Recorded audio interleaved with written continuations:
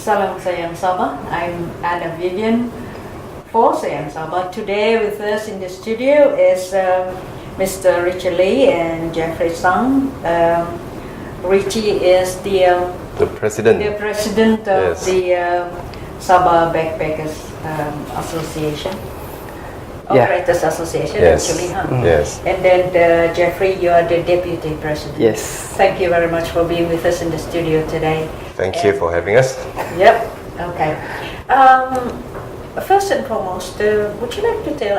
We'd love to know what your association is. I mean, what is it actually? How does it function? The biggest thing that the association has to do for the members is actually to promote Sabah as a backpackers holiday destination. Now, when you go to Thailand, when you talk about Thailand, people think about backpackers. When you talk about Bali, people think about backpackers. Philippines even, and also New Zealand, Australia, backpackers. In Malaysia, none.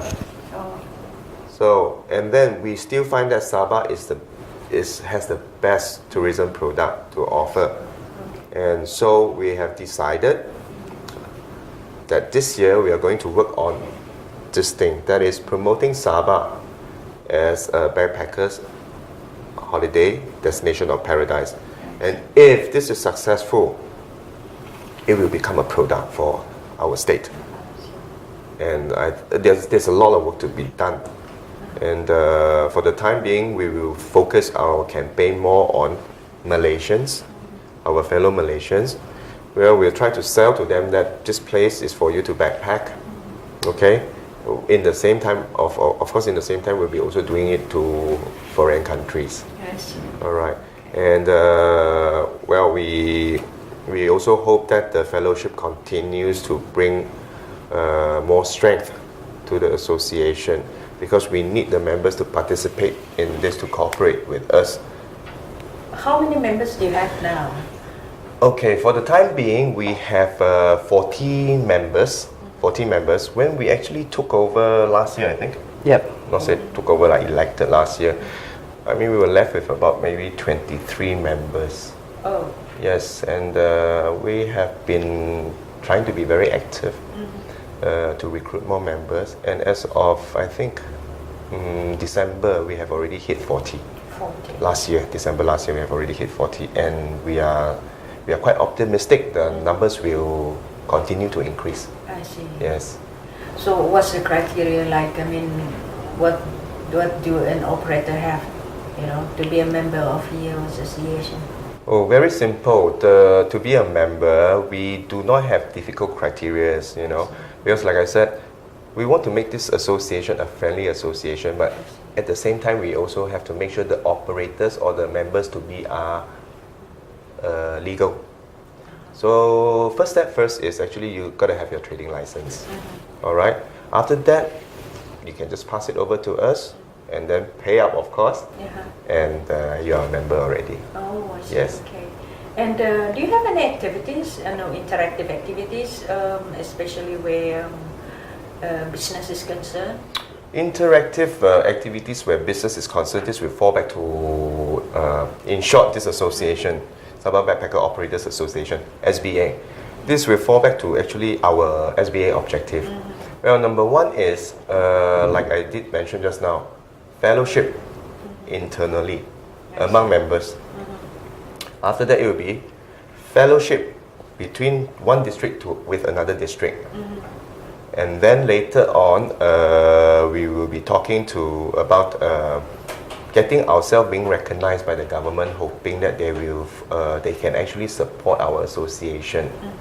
All right. And number three will be what is it again? Now I cannot remember. Number three will be actually to fulfill our corporate social responsibility. Now, back to your question. Yes, when it comes to fellowship, we do actually have regular social gatherings, I call it. Whether it's in the form of parties or just going out to have a drink, dinner, catch up, that kind of thing. unless there is something serious which every members would want to contribute, then we will actually create a platform or a place. It's basically very casual one. Whoever wants to have something to say, if you just feel like let's catch up. We will blow the whistle and say let's go to which place, then they will start sharing their stories, talking about business and all that. Now this is of course, being members doesn't mean that we are the best buddies. That's for sure, isn't it? Yes. Now what happened right now is we have always encouraged our members. Just because today I'm meeting you, Vivienne, doesn't mean that tomorrow, right, when I call for a press conference, I can remember to call you. We have to have constant communication, all right, and consistent interaction. Maru, then I can remember you, isn't it? It's very, very natural. Very natural. So we encourage members to do a lot of fellowship. Now, fellowship doesn't have to come into, doesn't have to be like instantly you are thinking about money, profit, and all that. It can come in. It can benefit you in the long term. First of all, I think we all have to understand, as a backpackers operators lodge, the average room for the members is maybe about 10 to 12 per room. 10 to 12 rooms per lodge, minimum average. So what happened right now is the market is so big for backpackers, right? During very, very good seasons, very good business time, I can guarantee you won't have any more rooms. All right. For members who are stronger in marketing, their rooms will be very full immediately. But for those who are weaker or slightly weaker in marketing, we are friends already. I can always pass it over to you. So you do help each other in that yes, way. Yes. Like let's say for instance your lodge is full and yours is not, and you can just pass over business. So I suppose that's one of the function of the associations, to help each other, right? Yes. Yeah, that's one of the purpose. One of the purpose. And I also have to highlight, we are not only helping each other in terms of profit and money. Like there are a lot of times, right? The members' problems or operation problems is actually the same. Mine is the same as his, or yours, or everybody's. It's just a matter whether you have experienced it or not, or whether you have gone through the bad times or not, or the problems or not in your operation. Well, thanks to WhatsApp, we have a group chat.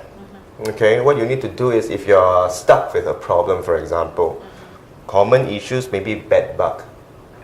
You don't know what to do, what to buy. So all you need, instead of scratching your head, what you do is just send it into the group chat. Then people who has been affected, they will reply. And even we went to the extent of, this is something very interesting, catching thieves. Okay. That's an interesting one. How do you do that?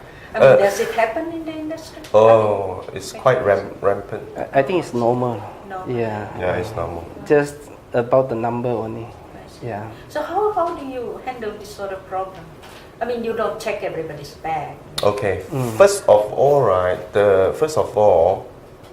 the members have to change their mentality.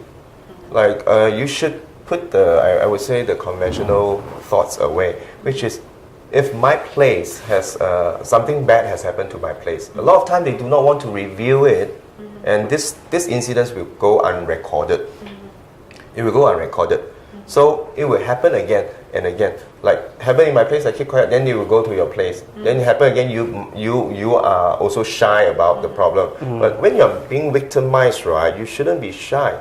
But maybe a lot of members were thinking before that if I tell people that my place has been broken into or whatever, then it will affect my business, creating bad reputation. And I say that is very wrong. That's very, very wrong. Now, I can prove what I said. It's right. It's like what happened last year. This is only one of the case. It came out in the papers also. So this tourist stay, example, at Jeffrey's place. There are these two tourists. So they were staying at Jeffrey's place for a couple of nights. Now, one fine morning, one tourist stole the other tourist's tablet belonging What happened was he quickly sneaked out and he went somewhere else. Now, unfortunately, he went to my place. So by the time when he went to my place, my staff checked them in and whatsoever. So, but a few hours later, the WhatsApp group, Jeff would use the WhatsApp group to inform everybody, suspected thief, because we have their identification and whatnot. They'll put, please let me know if you have found him or he has checked into your place. So, and because of this, I took note, and I called my office. I thought I saw this guy just now, and confirmed to be true. Then reported to the police. The police came, and at the end of the day, he was apprehended. And I think the court actually has put him in jail for 3 months. I see. He's a Finland guy. It's very interesting, isn't it? Because I usually hotels, I mean establishment like yours, will keep quiet about this sort of thing because Usually. Yeah. usually it would, but That's that's very normal. very interesting because you can actually manage to catch this to WhatsApp. So the social media actually Helps a lot. helps a lot. It does helps a lot. Yeah, especially in the industry. Now, speaking about the industry, how was business after the, after last year? Okay. How is business after last year? As we all know that last year is very bad. Yeah. Very, very bad. Very, very bad. Even one of our member, right? She's the godmother of this business. She has been in this business for about 20 years. Yeah. And she complained it is the worst year of her life. In Yes. 20 years. In 20 years. And of course, whatever happened last year was very painful. Yeah. To us, we would just have to sit down, wait for people to forget about it, and slowly hope they will return, I see. which we think will eventually happen because we love Sabah. Yeah. Okay. Because Sabah is blessed with so many. The nature is Yeah. unbelievable. Absolutely. I mean, it's beautiful here. Notwithstanding, we still have that sort of Yes, yes. problem. Now, so did you do anything, any activities like any promotions for overseas guests or? Okay, go back to I think our social media, right? Yeah.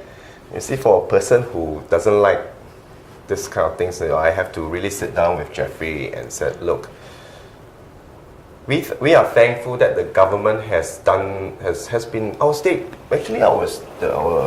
ministry or federal ministry. They have been doing their job quite well in promoting Sabah, and the damage is done and is beyond control already. So and their hands are tied. No matter how much promotion they do, their hands are tied. So one day, me and Jeffrey and the rest of our EXCO members, we actually sat down and start scratching our head and say, how else, since this is a recovery period, what else should we do? Are we just going to sit here and wait for the sky to drop or for the tourists to return? Then why don't we do something in a small way? Okay. And it's better than sitting down not doing anything. So what we did was we posted things very actively in social media. Such as? People like our tourists who come over to do package tours, and they go here, they go there, and then we just take pictures, this and that. They send us pictures, then we put it on Facebook, share it with everybody. Actually, you're actually just trying to educate the tourists outside slowly that we are in fact very, very safe. Of course, with the security issues, I mean, occasionally when we will put in newspaper clips into the Facebook and all that to actually tell them to encourage them to read. Yeah. It's part of the education process. So slow, we try to be as active as possible in our social media so that when they are followers, they will read. When they will read, it's like a brainwash process. Yeah. Okay. it can bring the message to other else. Yes, Yeah. yes. Well, it's words of mouth, I think. Yes. They play a lot of, Correct. It's quite, there is an impact on Yep. words of mouth, because then if you come and you say, oh, it's, you just write about it, because I think, Too much reading sometimes Yeah. can get very boring, I suppose, for them. So we just use pictures. Pictures speaks 1,000 words, and yeah. yeah. So do you tie up with any other establishment like homestays and, This is a very interesting question. I think sometime this year, actually, all the NGOs actually got to sit together and decided maybe we should become stronger, so that we can have a bigger voice in the industry. Now, after that, we decided we should form up, join each other and form up a bigger platform, which is now called Sabah Tourism Federation.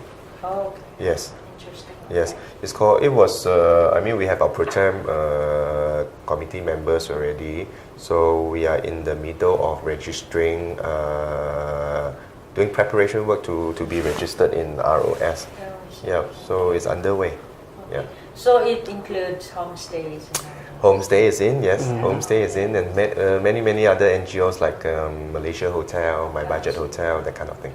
So are you doing anything with wildlife? Because I know backpackers usually they are those people who like nature, right? Sometimes. Yeah, most of them, yes, they like nature. And do you have any tie-up with the Sabah Wildlife? No, we do not have any tie-up with Sabah Wildlife yet, but we are actually looking. This is all in our planning. I see. Yeah. After all, the new EXCO has only taken over since last March 2013, and there's so much work to do. But if the direction and our effort is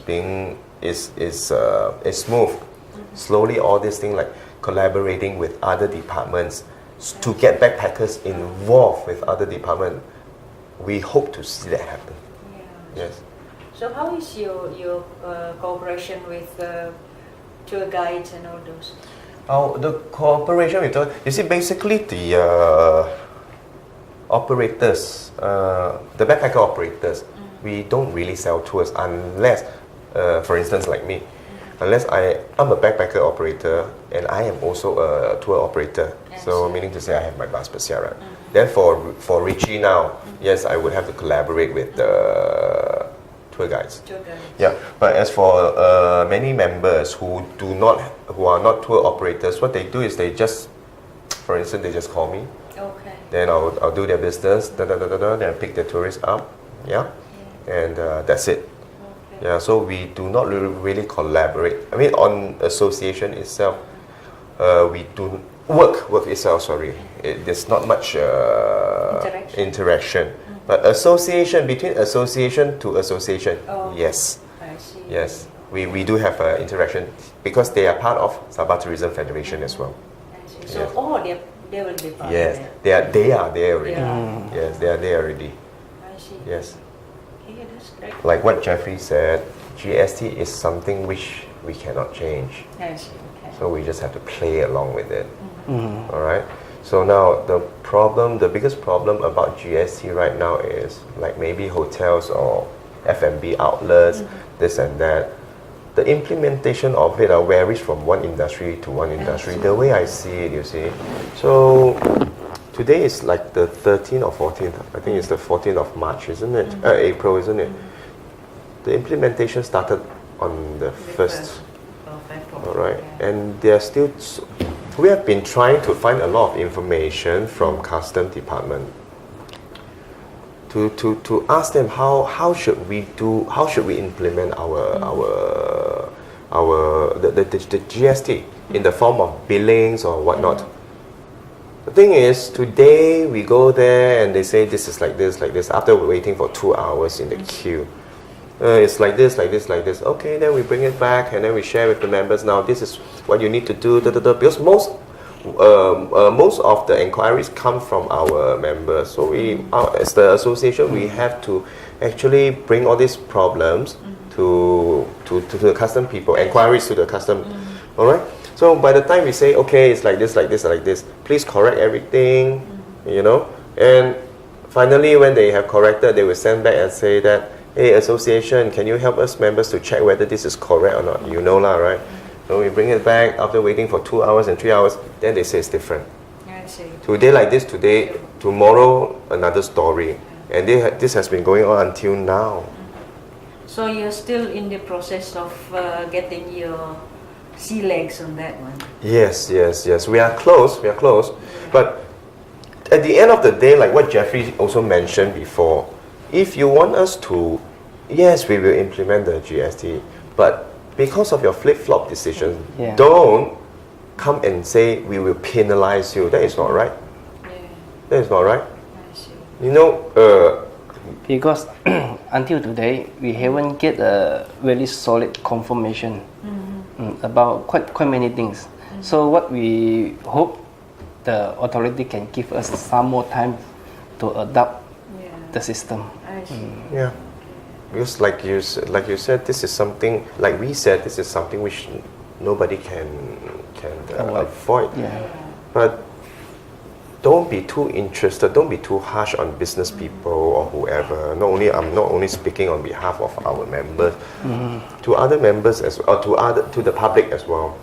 I mean, to me sometimes these people are like, they're more interested to penalize you than to make sure you do the right thing. Yeah. So education. Yeah.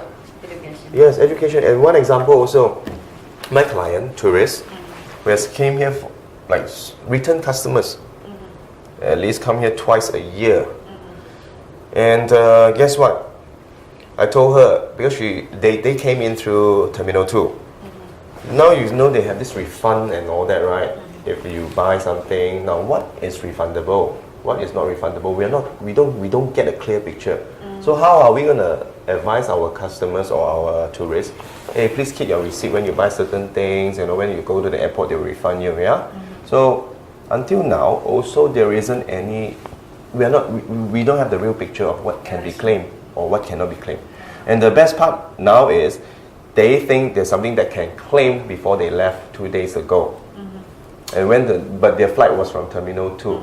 So when they went to Terminal 2, they say the Terminal 2 doesn't have a refund counter. I see. And they are holding receipts which they think they know can claim. I mean, come on. How can you only have in Terminal 1 and not Terminal 2? So it should be cited in both. Of course, Yes. because we are having international flights, right, in Terminal 2. Yeah. So there is a lot of room for improvement on this. Too many. Too many. So we still have to find your sea legs about that one. Yes, we do. But I mean, we are just telling our members, be patient lah. Yeah, it's transition period. Be patient, and we will try to sort out for them as quickly as we can. So yeah. Well, going back to your establishment, you know, these backpackers. Do you foresee any more, you know, opening new ones? Opening new one, you mean new player? New player, yeah. I'm not you. For me, for the time being, it's not that encouraging. Yeah, I think it's a bit slow down. Yeah. Yeah, because I thought with the establishment of the Chinese consulate Okay. here, the That Chinese. is, yeah, the opening of the Chinese consulate is a very welcoming news. In fact, it's very good for our country and for Sabah. Now, why we don't foresee there will be more backpacker operators? Let's talk about the city itself, KK city itself. It's because the operation cost of setting up this kind of business is not as it's very high already. It's very high. It's not as the investment is not as friendly as when we started, like maybe 6-7 years ago. Yeah, As you know, everything right now is inflated. The rental also increased a lot. I see. Rental, electricity, the basic costs, they are all up already, minimum wage, you see. So we don't foresee. But if you're asking whether it has a future or not, we would say yes. We are very optimistic about this market. Yes. Why is that? Because, well, now it's not conducive, but you think, it may be. Yeah, we still believe that the market is still very big, And also backpacking for backpackers is a culture, it's a lifestyle. All right. Just because you see a person in the street with his backpack, maybe with his shorts and singlet, and he looks dirty, you think he is poor. I think that is the biggest misconception a lot of people have. Yeah. Oh yes, a lot of people they underestimated this segment. Group of people, yeah. This group of people spending power while they're traveling. I mean, just because they stay in cheaper lodges, all right, that doesn't mean that they are really that budget. I mean, we've got professionals, I think, staying with us. Why I say they are very big spenders is because they tend to, let's take Sabah back as an example. But when they stay in KK, they don't just come here and then maybe stay for a week, then they leave the country. No, they will take their time, travel from KK to maybe Kundasan to Ranao, and most of them actually does a road trip. As we know, back to the English market, the British market, summer holiday 3 months. Yes, so they fly over here, they will spend their 3 months, maybe 1.5 months in Sabah or 2 months in Sabah, and before they go to other countries. Oh yes, we have got guests who stay with us like 6 months, 9 months, or we have got guests who actually come once a year from the United States just to escape winter, and they spend money while they're traveling.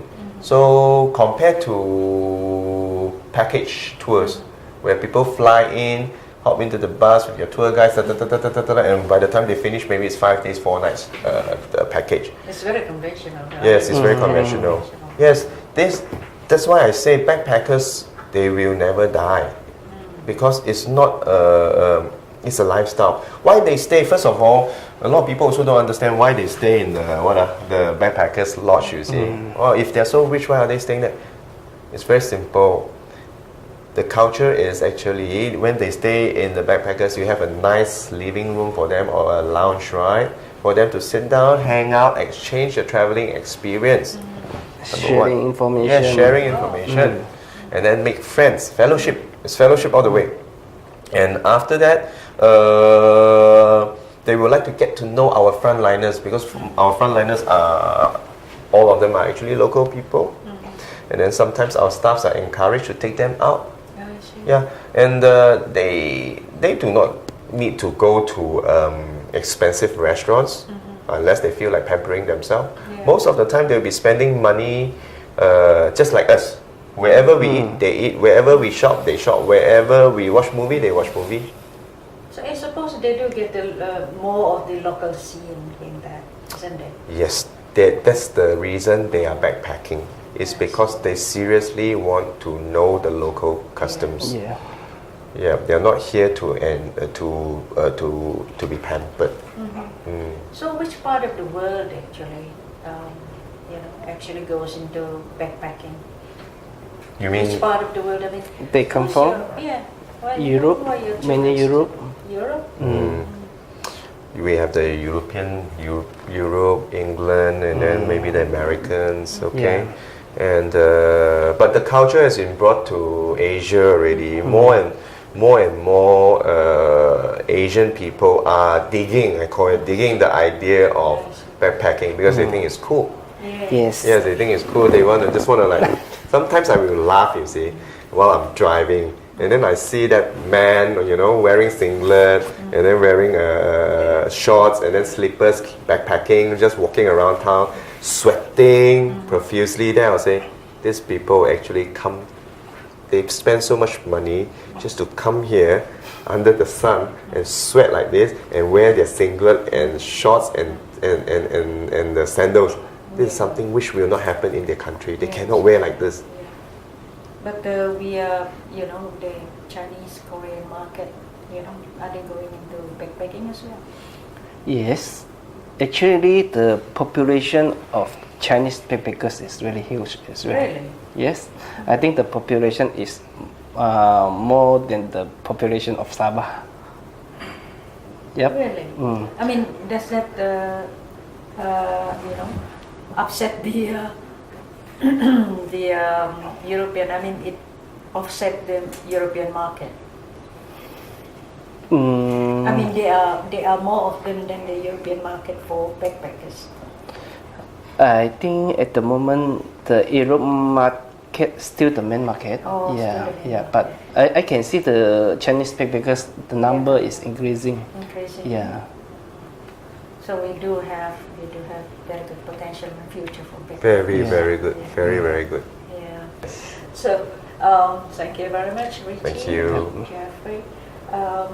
So that's the end of our interview with the Sabah Backpackers Association. Thank you very much for being with us. Thank you for having us. Yep.